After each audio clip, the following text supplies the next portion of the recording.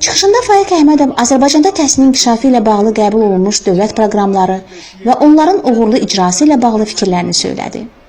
Həmçinin Azərbaycanın Səsi İctimai Birliyinin sədri ölkə rəhbərliyinin bu sahədə prioritet istiqamətlərindən biri kimi müəyyən etməsini və öz çıxışında xüsusi vurğulayaraq bunları dedi. Təsadüfi deyil ki, möhtərəm prezidentimiz cənab İlham Əliyev Azərbaycanın təhsil sisteminin inkişafını prioritet istiqamətlərdən biri kimi müəyyən edib. Hamımız şahidiyik ki, son illər Azərbaycan təhsilinin ən yüksək beynəlxalq standartlar çərçivəsinə çıxarılması üçün iri miqyaslı layihələr həyata keçirilir, əhəmiyyətli dövlət proqramları icra olunur. Bütün ölkə ərazisində davamlı olaraq yeni, müasir məktəblər tikilir, təhsil müəssisələri ən son tələblərə cavab verən texniki avadanlıq və digər resurslarla təmin edilir.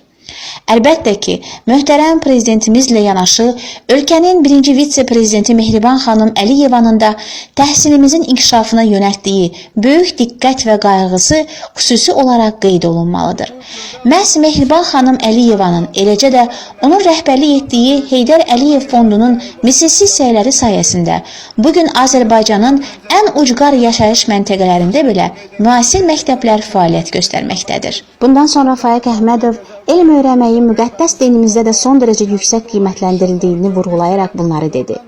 Sevgili Peyğəmbərimiz buyurub ki, beşikdən qəbr evinəcən öyrənmək lazımdır. Başqa bir kəlamında isə sevgili Peyğəmbərimiz deyib ki, sizə təhsil verən və elm öyrədən müəllimlərinizi sevin və verdikləri elmdən nəsə əldə etməyə çalışın ki, gələcək nəsillər də sizdən nəsə öyrənə bilsinlər. Həmçinin öz çıxışında İctimai Birliyin sədri müəllim sənətinin aliliyini də xüsusi olaraq vurğuladı.